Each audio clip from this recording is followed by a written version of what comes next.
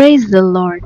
Hello and welcome to Peace Mission Daily Devotion. I'm Sweta Roslyn and today we're reflecting on the shepherd's journey from Luke chapter 2 verse 8 through 20. Let's learn how the humble shepherds experienced the miracle of Christ's birth and what it teaches us this Christmas. Number 1. God chooses the humble. Luke chapter 2 verse 8 through 9. And there were shepherds living out in the fields nearby, keeping watch over their flocks at night.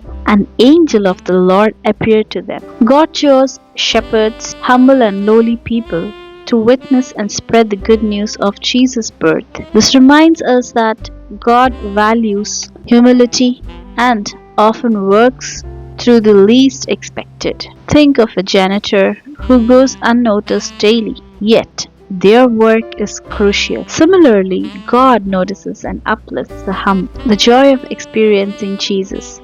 Luke chapter 2 verse 10 through 11. Do not be afraid. I bring you good news that will cause great joy for all the people. The shepherds experienced pure joy as they witnessed the Savior's birth. This joy came from something simple yet profound, being in Jesus' presence.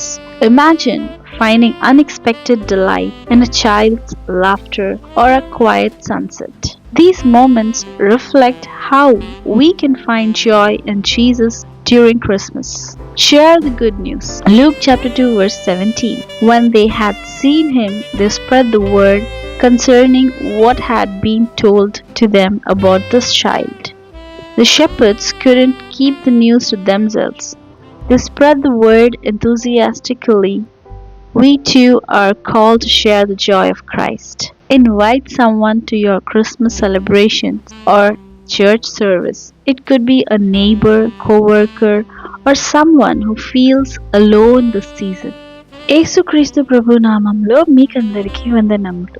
ఈరోజు మనం లూకా సువార్త 2వ అధ్యాయము 8 నుండి 20లో చెప్పబడిన గొర్రెల కాపరుల యాత్ర గురించి పరిశీలిద్దాం. క్రీస్తు జన్మ మహిమను చూడడం ద్వారా ఆ గొర్రెల కాపరులు పొందిన ఆనందం మన జీవితాలకు ఇది ఏమి చెప్తుందో, ఏమి తెలియజేస్తుందో తెలుసుకుందాం. మొదటిగా, దేవుడు దీనులైన సాధారణ వ్యక్తులను ఎంచుకుంటాడు. లూకా 2:8 నుండి 9వ వచనం వరకు ఒకసారి చూసుకుందాం. ఆ దేశములో కొందరు గొర్రెల కాపరులు పొలములో ఉండి రాత్రివేళ తమ మందను కాచుకొనుచుండగా ప్రభువు దూత వారి యొద్దకు వచ్చి నిలిచెను.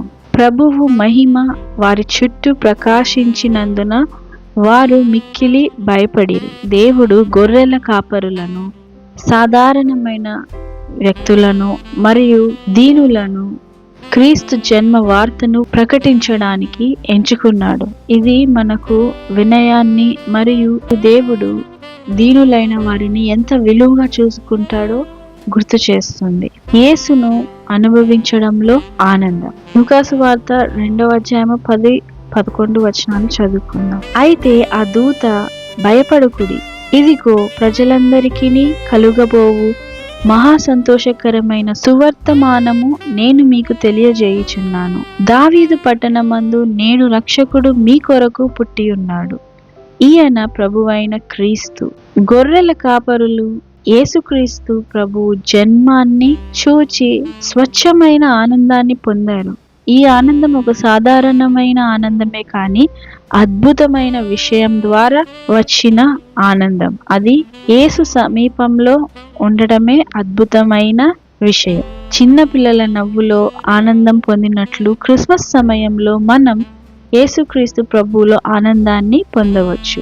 శుభవార్తను పంచండి. లూకా సువార్త 2:17. వారు చూచి ఈ శిశువును గూర్చి తమతో చెప్పబడిన మాటలు ప్రచురము చేసిరి. గొర్రెల కాపరులు శుభవార్తను తమతోనే ఉంచుకోలేదు, వారు ఉత్సాహంతో దానిని పంచుకున్నారు. మనం కూడా క్రీస్తు ఆనందాన్ని ఇతరులతో పంచుకోవాలి.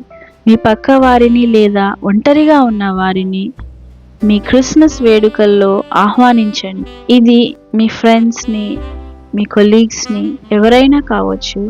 వారిని మీ సంఘానికి ఆహ్వానించండి. మీ క్రిస్మస్ వేడుకల్లో ఆహ్వానించి ఈ సంతోషాన్ని గొర్రెల కాపరులాగా ఇతరులతో పంచుకోవాలి. ఈ కొద్ది మాటలు దేవుడు దీవించి ఆశీర్వదించునుగాక. ఆమేన్. Let us pray together. Lord Jesus, thank you for revealing your glory to the humble shepherds and reminding us of the joy found in your presence. Help us share the good news with others this Christmas and reflect your love in our lives. In Jesus' name we pray. Amen.